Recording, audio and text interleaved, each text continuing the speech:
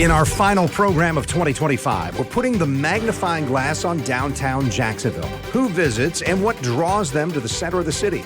Downtown Vision's Jake Gordon joins us with a year-over-year update and insights into the landscape. Then, does DOGE get the job done? The federal government effort for efficiency cut more than 270,000 jobs in 10 months. So why did spending go up? An analysis from the Cato Institute on what really drives spending in Washington on This Week in Jacksonville. So glad you're with us. It's been 10 years since Jake Gordon joined Downtown Vision, Inc. I think Jacksonville has made an impact on him. He's still here, and he's joining us right now. Good to have you with us. Thank you for being with us. What is happening downtown? What are the trends that you see as we wrap up 2025? Thanks, Ken. Yeah, downtown Jacksonville, my favorite topic. You know, at Downtown Vision, we do a State of Downtown report every year, looking at all of the metrics that we measure the success of downtown.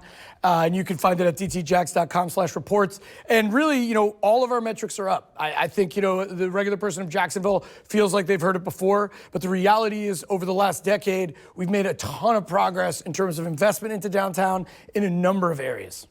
One of the things I wanted to point out, and we've got a graphic here, but total downtown development pipeline is $6.5 billion. So some of the projects that are going on we can talk about, but I know that what your team shared with me is, hey, $375 million completed since 2024. $2.5 billion under construction, $2.5 billion proposed, $1.15 billion in review. These are all things that you point to and say, hey, it's not just gonna happen, it's happening right now. I think that's the takeaway. Like, if you're looking at all of those billions, first of all, very big numbers. These are good for us as a city and a downtown. And then you think about the $2.5 billion under construction. Like, people of Jacksonville want to see tangible results. You look at all the work that's been done to lay the groundwork, but now there are cranes in the sky. There are developments going on if you drive through downtown. And that's what we try to embody in our report, to try to put, you know, data behind what we're seeing. But if you really just take a step back, it's about making our downtown better that helps all of Jacksonville. Well, you guys have it seemed to me, pretty robust dashboard that you've got. Tell us about that and where people can find it, because then I can go and look at the things that are interesting to me on what's happening downtown. Yeah, sure. So downtown, including who the visitors are who are spending time in downtown. I liked that part. And we measure visitors in 6-minute increments, Ken. So if you come downtown in 6 minutes, we'll count you. And by the way, it's because you have a mobile phone, and then they can tell that you're down there. And so, you know, we do have, so downtownjacksonville.com, if you want to go to it, we have a whole research section. We've been adding to that to try to do work with the Downtown Investment Authority in the city to measure it. So there's so many metrics. And then to your point online, it's not about this static paper reports anymore. For the future is digital, and go online and you can click on all the little each year and see how it's been increasing or decreasing over time. And that's where a lot of this is data that we're presenting to make people have their own decisions. But the reality is we are trying to recruit investment to our downtown. And so the main audience is the general public, but also investors that are very interested. And I will tell you, Jacksonville, Florida is on people's tongues all around the world in terms of where they should put their money than ever before, which is very, very good. Way different than, 10 years ago when I moved here and people were like, where did you move? And now everywhere I go, every conference out of town, people are like, wait, and they've all heard of it, and all they really know is it's a city on the rise, and they want to learn more. So one of the things I'd like you to explain, there's a public space improvement plan. Why is that important for the goals of Downtown Vision? Yeah, well, first of all, it's not just about me. This is a report about all of downtown. And if you flip it open, the Mayor Deegan's right in the front, and then we have the Downtown Investment Authority and all the elected officials. But if you look at our public space strategy, that's really a strategy that's about helping all of Jacksonville. And these world-class parks like Riverfront Plaza that just recently opened, and then, River's Edge around Friendship Fountain, these are amenities for the whole city. They're not just about downtown, but they also mean that they will leverage more residents downtown, more investment downtown, will make downtown a better place to live, will make our city a better place to live. If you have people from out of town coming for the holidays, where are you taking them? The reality is, generally, people are going to downtown St. Augustine, not in our county, and Amelia Island, not in our county. What do we really have that is this density? And no offense to Town Center, but if you take them to Riverfront Plaza, it's much more free, and you can walk around on the riverfront, look at our tree, and look at our signature playground and experience what downtown has to offer, and that is important for our city. So is there residential momentum right now? Are there people still moving here? Isn't it happening at the rate that people want to see? I do have the cynics always in my head, like no one's going to live downtown. And the reality is when you look at the data, a lot of people live downtown relative to what they did before. We're up to about 9,000 residents in downtown, which is 1,000 more than last year when we're tracking this report. And, you know, we've always been talking about this 10,000 resident number, but the reality is if you go back like 15, 20 years, we were at like 1,300 residents. And we used to think the people in the jail were residents. That's how few people we had. That's how we were counting, which we had to completely change, which is where I guess they live downtown, but that's not what I'm talking about. Because right. You think about, you know, retail follows rooftops, and you think about these 9,000 residents. These are luxury. It's a luxury address in downtown, which I think if you're coming from out of town, you appreciate that as that downtown's supposed to be a luxury address. I think for residential around town, if you're a local for a long time, you don't think of it as a luxury address. But if you look at what is being built above the Whole Foods and what Pearl Square is going to be, and then 220 Riverside and all of these developments, what Rise is just building over in the entertainment district, like these are really, really nice apartments with signature amenities that you can live in downtown and have a walkable lifestyle. And there really is a lot of momentum, so much so that there's so much on the market right now. If you're interested, you as a tenant have a lot of opportunities where before you only had one or two. Yeah, so final minute here. Obviously, we tease that there are a bunch of projects happening. What's the one that we should keep our eye on for 2026 in your mind?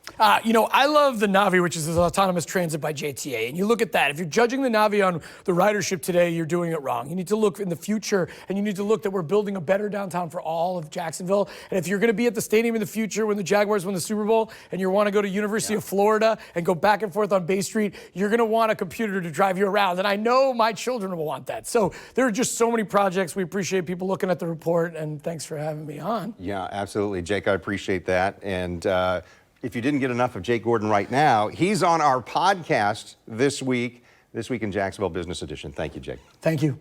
All right, so stay with us. And here's the question. Does DOGE get the job done? Government efficiency efforts eliminated lots of government jobs, but may have missed the bigger mark. We're going to dive into the numbers next on This Week in Jacksonville.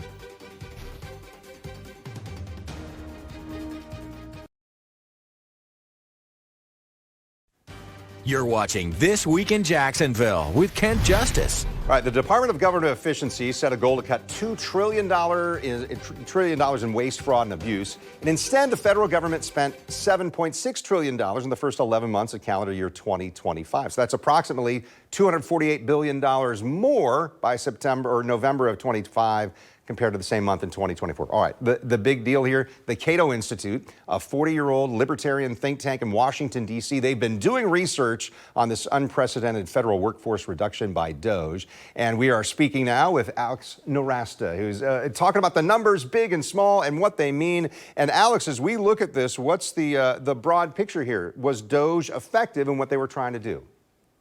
Well, it was totally ineffective at cutting the budget. As you mentioned, the budget went up by $248 billion over 2024. But what it did do was cut the federal workforce by 9%, which is the largest percentage cut in the federal workforce since demobilization of the military at the end of the Korean War. That amounts to about 271,000 fewer jobs in November of 2025 compared to the same month in 2024. So a very sizable cut in federal workforce. Alex, if the government cut that many jobs, then how is it that federal spending still went up by that nearly, $250 billion? What's the explanation on that? Well, most of the government expenditures are not actually for compensation for employees. That's just a misnomer. Most of the federal spending goes to transfer programs, things like Social Security, Medicare, Medicaid, and then also payments on national debt in the military. These are not actions that require a very large workforce. They don't employ that many people compared to, say, like private companies of similar sizes. So what we're really seeing here is just the weird nature of the federal government, which is that it mostly just moves money around from one group of people to another group of people, and that does not take very many employees. So it just cutting the federal workforce just doesn't make a big dent in spending. You're the co-author of some new analysis looking at DOGE's unprecedented reduction here on the workforce. And as I've done my research, you're calling it, hey, this is federal spending is an autopilot and through entitlement programs. So what's the fix here if the goal really is to reduce spending and merely cutting the labor force didn't do it? What we really have to do is reform the entitlement programs, reform Social Security, Medicare, Medicaid. We need to reduce those benefits and, more importantly, reduce growth in those benefits over time. They are simply paying out more in benefits to more people than was paid into them to begin with. So we really need to get those under control. Otherwise, we're going to have serious, persistent fiscal problems in this country. We're already running $2 trillion deficits a year.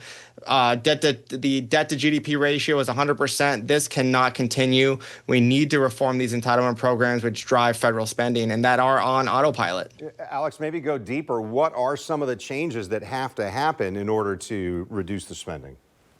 So I think one big change for Social Security, for instance, is we do need to raise the retirement age. Americans are living longer than ever before. They are healthier at older age than ever before. And as a result, they can work a little bit longer. So people should be expected to work a little bit longer and get these benefits a little bit later. Secondly, the adjustments, the cost of living adjustments for inflation are actually way above inflation as it's measured. And lastly, there's a really, really big increase in raise basically for new retirees who enter Social Security every year called wage indexing. That needs to end right now. We need to also flatten this. I think there's no good reason for retirees who are wealthier, who have more in assets, who have higher incomes during their working lives, who have a lot of money. They should not be receiving Social Security or nearly the same amount that they do now. Those benefits should be flattened. So let's talk about the state like Florida. I mean, our viewing area is Georgia, Southeast Georgia, and Florida. But here in our state, so many people depend on Social Security, Medicare. What really is at stake if Washington never kind of tackles this entitlement autopilot? Well, what's at stake is that the entitlement programs are going to run out of money. They're going to become insolvent in the early 2030s in the case of Social Security. That will result in an automatic cut if Congress doesn't shove hundreds of billions of dollars of taxpayer money from other areas into it. Congress will try that. It will likely succeed for a period of time. But what will eventually happen is that the government will have to either cut benefits or raise taxes on younger workers who are on average much poorer than retirees. I don't think it's right for younger workers to have to support retirees who have a lot more assets to begin with. So we need to make these adjustments now. If we don't make them now, then whatever happens in the future is going to be a lot more dramatic and a lot more sudden and a lot more impactful on a lot more people. Alex, we interview a lot of our elected leaders here, the local level, the state level, the federal level, candidates specifically, but politicians like to say, hey, we're going to cut the bureaucracy. We're going to shrink government. So we're going into an election year here, midterms in 2026. We're going to hear lots of campaign promises. What's the Cato Institute view on maybe which campaign talking points I need to look past or look deeper on? Well, it's great when candidates say they want to cut waste, fraud, and abuse, but that is no way to actually balance the budget. Waste, fraud, and abuse is important to get under control, but it's just not that serious of a criticism. It's not a way to balance the budget. What you need to look for are concrete lists of programs to actually cut. What do they want to cut? What do they want to reform? How much do they want to cut from Medicare? How much do they want to cut from Social Security and Medicaid? How much do they want to reduce military spending and get that under control, and other welfare programs as well? Ask for concrete numbers and then compare that to the deficit. Remember, the deficit is about $2 trillion a year. It's on autopilot to increase. We need to get this under control now. So if somebody says they want to cut $1 billion from Medicare or Medicaid, I think that's great, but ask them how they're going to close that $2 trillion gap, which is a lot larger. Alex, final 30 seconds here. Just help people understand the Cato Institute, who you are, and it'll just help them understand why I was talking to you today about this topic. So we're a libertarian think tank in Washington, D.C. We work on issues related to reducing the size of government, increasing individual liberties, spreading free markets, and a peaceful, non-interventionist foreign policy. And we've been looking at DOGE since it began. We gave recommendations to DOGE in late 2024 about which programs to cut and how to do it. They took some of our recommendations, not enough, unfortunately. And so here we are analyzing it a year later and telling them what they did well on, what they need to do better on, and where they failed entirely. Yeah, Alex Nowrasteh, appreciate it. And we know that that DOGE effort thing at the federal level, it caught on. States are doing it. Local communities are saying we've got to get into that as well. Appreciate your insights and your analysis today. Thank you. Thank you for having me. All right, and stay with us when we come back on This Week in Jacksonville, tackling a tricky and really a controversial topic. What's the impact of immigration enforcement and the local workforce in agriculture? Stay with us.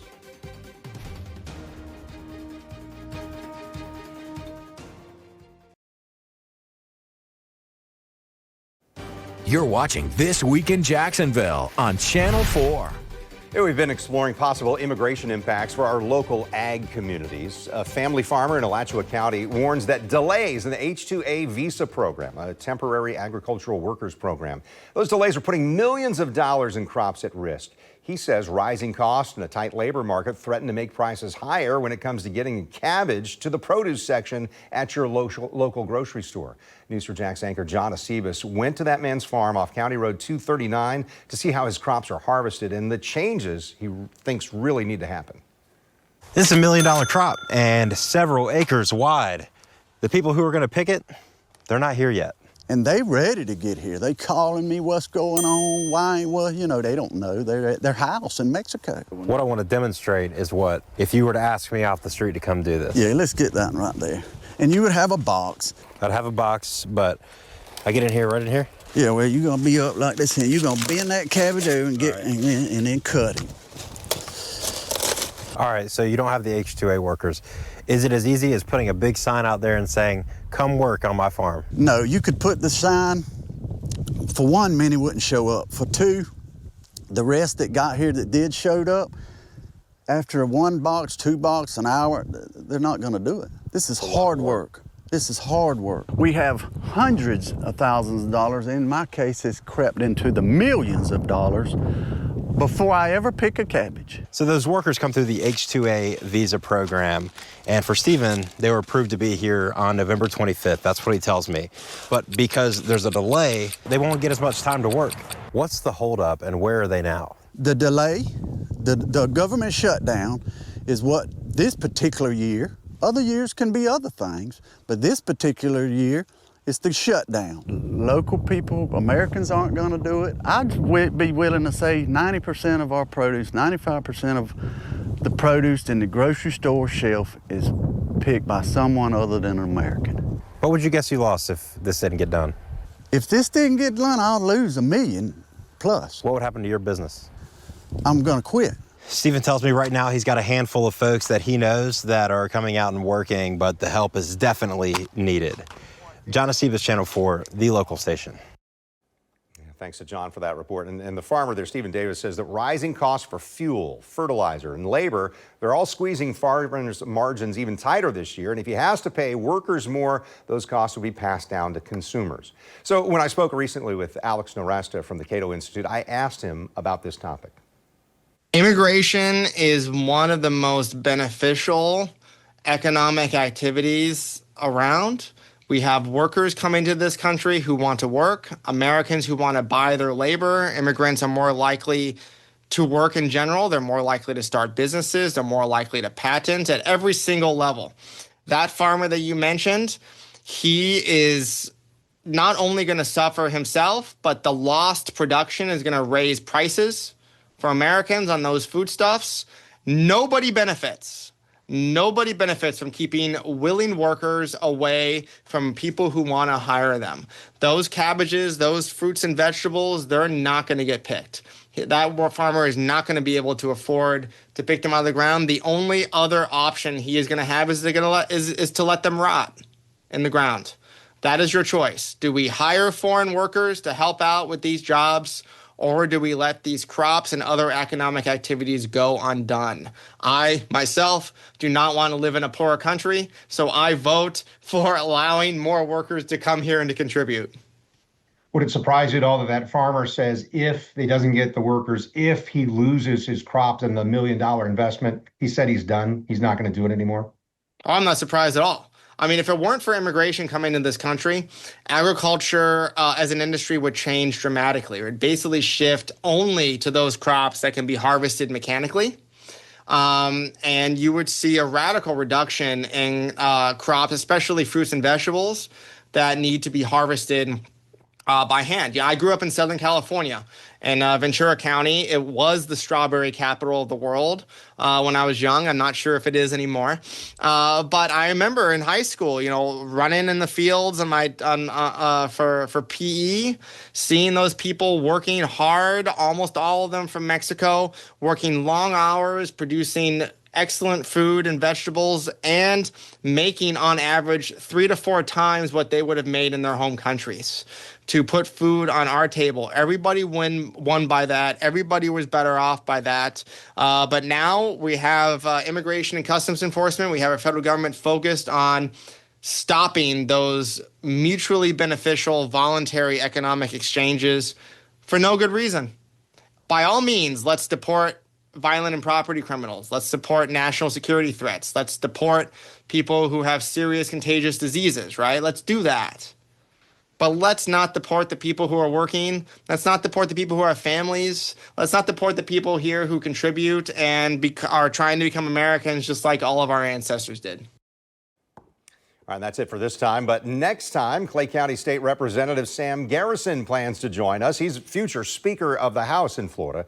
We're going to talk with him about his goals in the upcoming legislative session. Former Congressman Ted Yoho also plans to join us next time.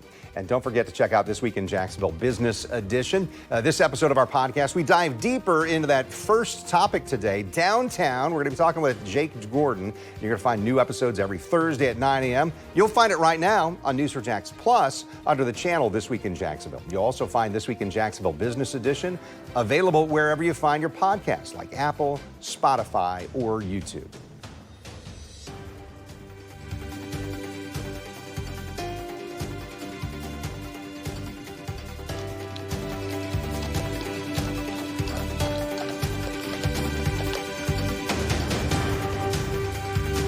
See why every day more people are choosing News4JAX, Northeast Florida and South Georgia's #1 source for local news.